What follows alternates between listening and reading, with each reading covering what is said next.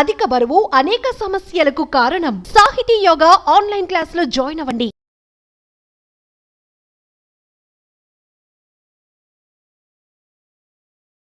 నమస్తే రమగారు. నమస్తే జయ. ఏదైనా ఒక మంచి స్టోరీ చెప్తారా? మామూలుగా మనకి వస్తులోభం అవి ఉంటాయి.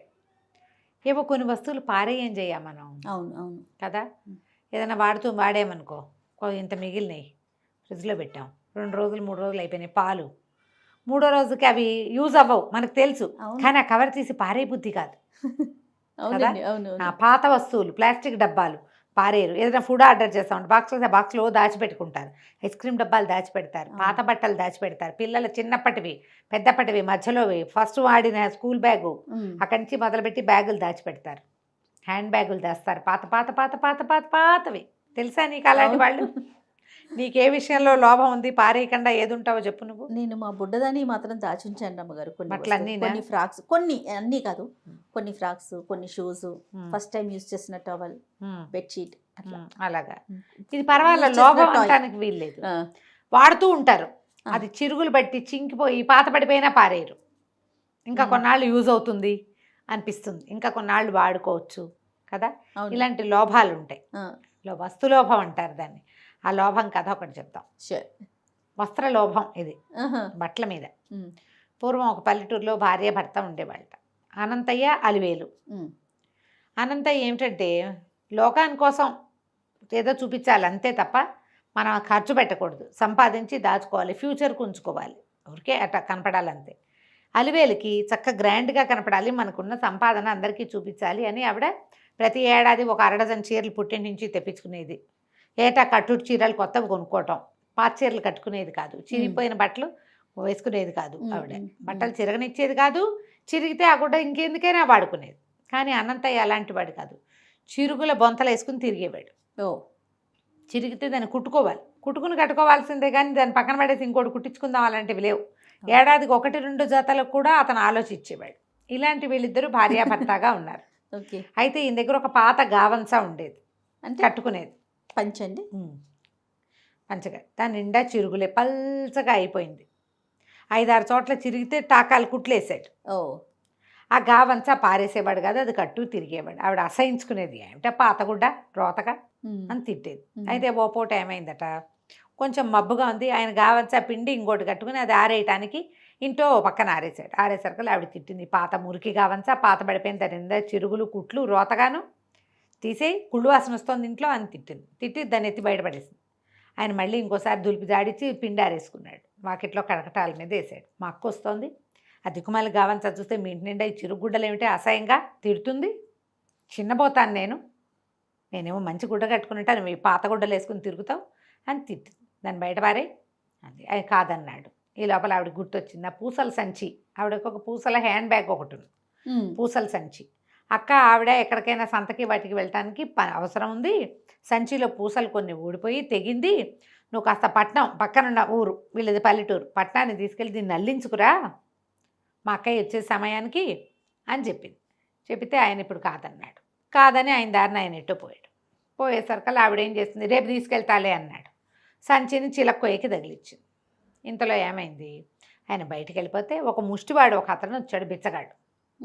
అమ్మ, ముష్టివాడు బిచ్చగాడు తప్పు పదాలు కావు, తెలుగు పదాలు.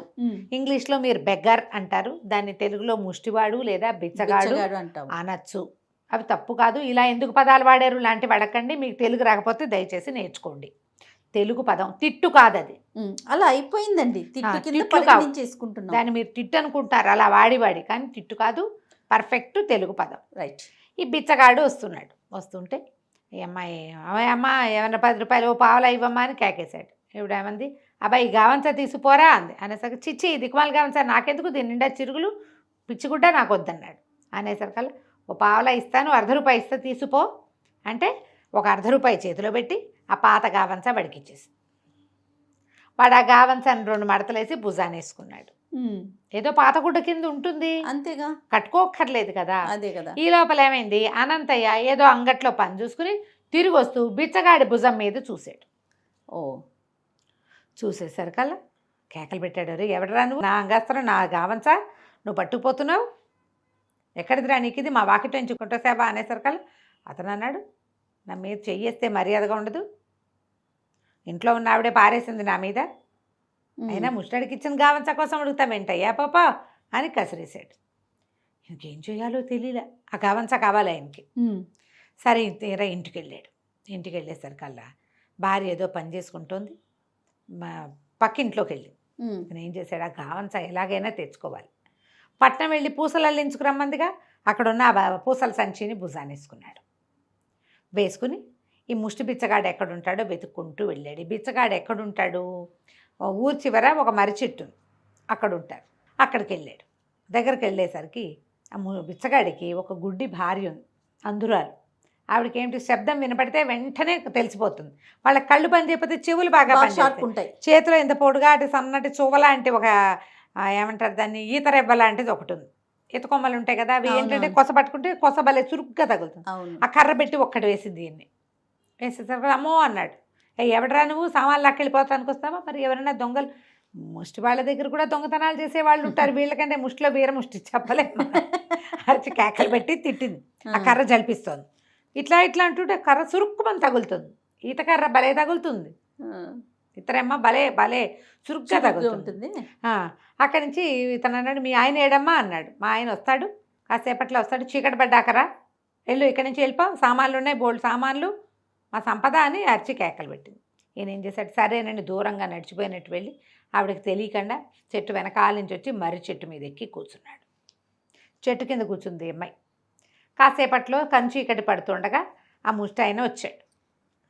వచ్చేసరికల్లా ఏమేంటే ఎవరో వచ్చారయ్యా అంది.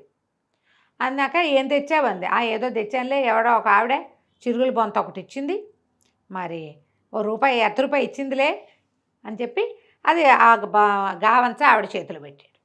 ఈవిడేం చేసింది, వాళ్ళ దగ్గర ఒక మాసిపోయిన సంచి ఉంది, దాని నిండా ఏవో గుడముక్కలు కుక్కున్నాయి. ఆ గావంచాన్ని అందులో కుక్కేసింది. కుక్కేసరికల్లా ఈయన సంచి పుచ్చుకొని పైన కూర్చున్నాడు. ఈ బిచ్చగాడేమో పడుకుని నిద్రపోయాడు. ఆవిడ పడుకుంది. కొంచెం చీకటి పడేసరికల్లా ఇద్దరు ఆ మగవాళ్ళు వచ్చారు అక్కడికి.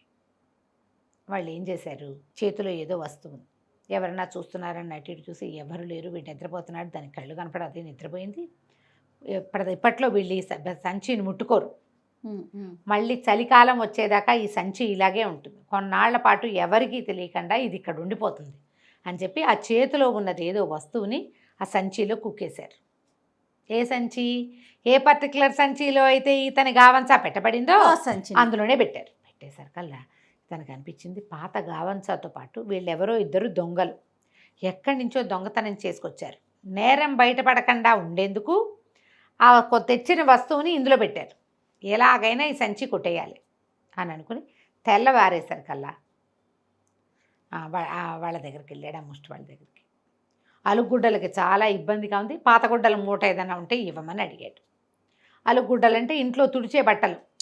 ఇప్పుడు అలుగుడ్డ పదం మానేసాం మనం కదా, మనం వాటల్లో ఇదివరకు ఏం చేసేవాళ్ళు, బట్టని తడిపి ఈ తుడవడానికి, నేల తుడవడానికి మట్టి ఇళ్ళు ఉండేవి కదా, పొయ్యి అవి తుడుచుకోవడానికి అలకటం, అలికే గుడ్డ.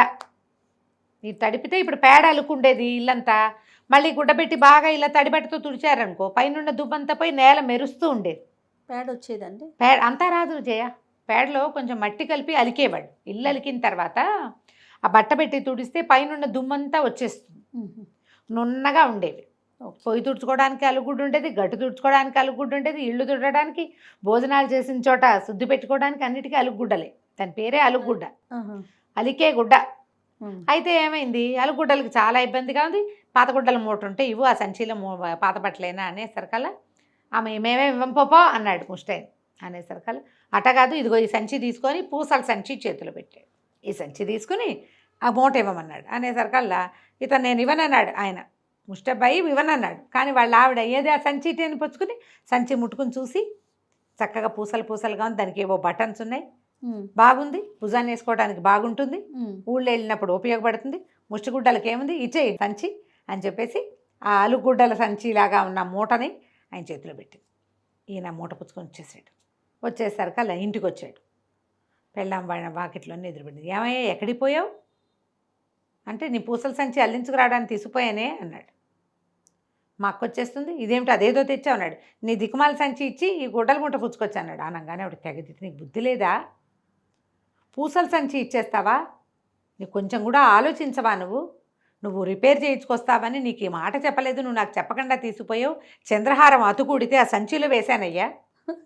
పట్నం వెళ్తావు పూసల సంచి రిపేర్ చేయించి, ఇంత బ్యాగ్ హ్యాండ్ బ్యాగ్ అది, అదే కదా. ఆ సంచితో పాటు చంద్రహారం కూడా అతుకు పెట్టించుకొస్తావు. మా అక్క వస్తుంది పేరెంటాలకు వెళ్ళాలని నేను అందులో పెడితే అది ఇచ్చేసి వచ్చావంటే కాదే, ఏదో నగే మనకు దొరికిందని ఆ గుడ్డ మూటంతా ఊడదీసేశారు కల్లా గుడ్డలోంచి. అందులోంచి ఈయన పాత గావంచతో పాటు ఒక తెల్లటి గుడ్డలో చుట్టిన ఇంత పొడుగు కత్తి బయటపడింది.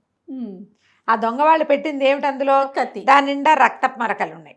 పాప అమ్మో అమ్మో అని ఆవిడ కేకలు పెట్టగానే చుట్టుపక్కల 2-3 చేరంగానే అనంత ఏదో కత్తి పుచ్చుకొచ్చాడని గ్రామాధికారికి వెళ్ళిపోయింది ఖబర్. అయ్యయ్యో.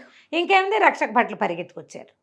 చంద్రహారం ఏమో వెళ్ళిపోయింది, ఈయనేమో పూసల సంచితో పోయింది. ఇంకా అది రాదు. వాళ్ళు వన్స్ అందులో వస్తువు ఉందని తెలుసుకున్నారా, ఇంకా రానట్టే.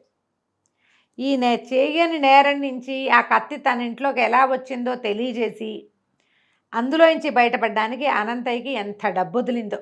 వెధవ ఒక్క గావంచా వదిలిపెట్టడానికి ఆలోచించి ఇతను ఏమనుకున్నాడు, తన గావంచా కోసమే వచ్చాడు. కానీ అక్కడ ఉచితార్థం ఇంకోటి ఏదో వాళ్ళు పెట్టారు, నగాని నమ్మాడు. మనం కంటితో చూడని దాన్ని నమ్మచ్చా? అదే కదా. అది తెచ్చుకుని బంగారపు వస్తువులు పాలయ్యాడు. ఎప్పుడైనా సరే లోభం గూబల్లోకి తీస్తుంది కదా. ఖచ్చితంగా రమ్మగారు. లోభంగా పడకూడదు. ఒకవేళ వదిలేయాల్సి వస్తే వదిలేయండి, ఇంకోటి వస్తుందని నమ్మండి. కథ కంచికి మనం ఇంటికి. నమస్తే అండి. నమస్తే.